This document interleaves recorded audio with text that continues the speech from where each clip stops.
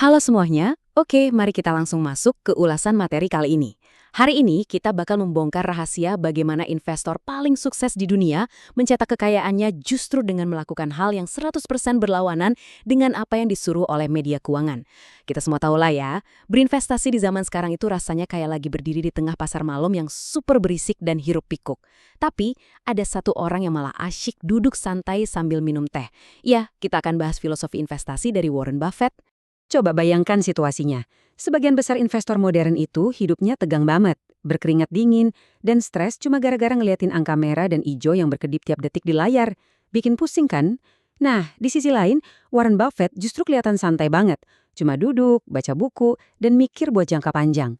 Yang bikin penasaran adalah, gimana bisa pendekatan yang kelihatannya sangat pasif ini malah menghasilkan miliaran dolar. Oke, kita masuk ke bagian pertama. Pasar modern terlalu bising. Coba deh, tiap kali kita buka HP atau nyalain TV, pasti langsung dibombardir sama komentator, analis keuangan, sampai opini-opini liar di internet. Semuanya ngomong pakai nada yang mendesak, seolah-olah dunia mau kiamat besok. Belum lagi tekanan gila-gilaan buat para manajer investasi yang dituntut harus terus cetak untung tiap kuartal. Media itu suka banget ngegosipin tren jangka pendek dan bikin suasana jadi panik. Tapi ironisnya nih, kepanikan massal ini justru yang menciptakan peluang emas jangka panjang buat mereka yang berani menutup telinga. Lanjut ke bagian kedua. Saham adalah bisnis nyata. Sering banget orang memperlakukan saham itu seolah cuma selembar kertas atau sekedar angka digital yang bisa dibeli dan dijual dalam hitungan menit buat cari untung kilat. Padahal, mari kita pakai logika sederhana aja. Kalau kamu punya kedai kopi lokal yang lagi laris manis, masa iya kamu bakal ngecek harga jual kedai itu tiap 5 menit? Ya nggak mungkin kan? Kamu pasti bakal fokus ke kualitas kopi dan pelangganmu. Nah, Buffett memperlakukan saham persis kayak gitu. Dia fokus ke fundamental perusahaannya, manajemennya, dan masa depannya, bukan harga hariannya. Sekarang kita bahas bagian ketiga, melawan emosi tuan pasar. Secara teori akademis, ada yang namanya hipotesis pasar efisien dari mazhab Chicago. Intinya, teori ini bilang kalau pasar itu selalu rasional dan harga saham saat ini udah sempurna mencerminkan semua informasi. Tapi, Warren Buffett dengan santainya mematahkan teori ini. Dia membuktikan kalau manusia itu makhluk yang super emosional dan justru emosi itulah yang sering bikin pasar salah ngasih harga ke sebuah bisnis yang bagus. Kenyataannya, pasar itu nggak rasional dan nggak stabil sama sekali. Pergerakannya murni didorong oleh dua emosi dasar manusia, ketakutan dan keserakahan. Pas orang-orang lagi serakah, harga saham bisa meroket jauh di atas nilai aslinya. Sebaliknya, pas orang-orang lagi panik dan takut, harganya bisa anjlok jauh di bawah nilai wajarnya. Artinya, seorang investor yang rasional dan punya skill analisis jelas bisa banget mengalahkan kerumunan yang lagi emosional ini. Jadi, trik utamanya adalah anggap aja pasar saham itu kayak sosok karakter imajiner bernama Tuan Pasar. Tuan Pasar ini emosional banget dan moodnya gampang berubah tiap hari. Daripada kita ikutan panik atau euforia bareng Tuan Pasar, kita manfaatkan aja perubahan moodnya yang gila itu. Beli pas dia lagi depresi dan jual murah. Lalu tetaplah rasional dengan tenang. Masuk ke bagian keempat, cara mematikan layar Anda.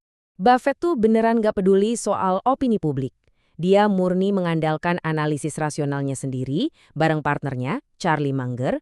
Semua komentator yang berisik itu cuma dianggap kayak suara latar belakang aja yang ganggu. Nah, 4 langkah ini adalah resep rahasia dia buat menjaga ketenangan batin dalam berinvestasi.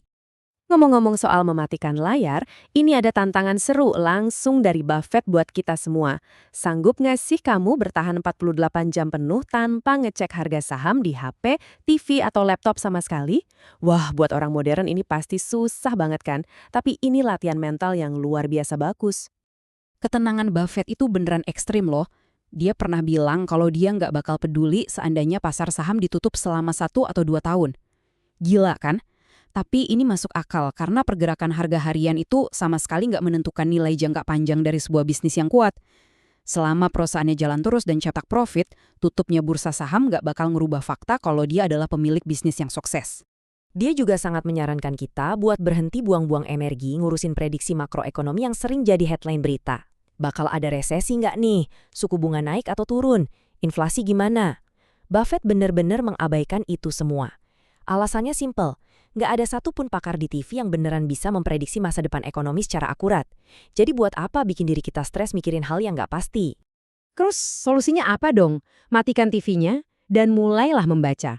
Daripada dengerin gosip pasar yang bikin jantungan, Buffett mending ngabisin waktunya dengan tenang buat baca laporan keuangan tahunan dan artikel industri. Dia beneran ngerjain PR-nya. Cara ini jauh lebih santai, logis, dan pastinya ngasih keuntungan yang jauh lebih nyata buat waktu kita. Dan kita sampai di bagian kelima, rahasia kesabaran jangka panjang. Inti dari strateginya ternyata simpel banget. Kalau kamu berhasil nemuin beberapa perusahaan hebat, dan kamu bisa beli sahamnya di harga diskon yang aman di bawah nilai aslinya, atau istilah kerennya punya margin of safety, maka tugas kamu selanjutnya cuma satu, bersabar. Gak perlu kebanyakan diversifikasi sampai kamu sendiri nggak paham bisnis apa yang kamu beli. Fokus aja ke sedikit perusahaan jagoan dan pegang sahamnya nyaris selamanya. Jadi, sebagai penutup, mari kita renungkan ini. Di tengah dunia finansial modern yang sengaja dirancang supaya kita terus panik, terus bereaksi, dan serba berisik, hal yang paling menguntungkan, dan lucunya justru hal yang paling susah dilakukan, adalah diam dan gak ngapa-ngapain. Pertanyaannya sekarang, apakah kamu cukup berani untuk mematikan layar HP kamu hari ini?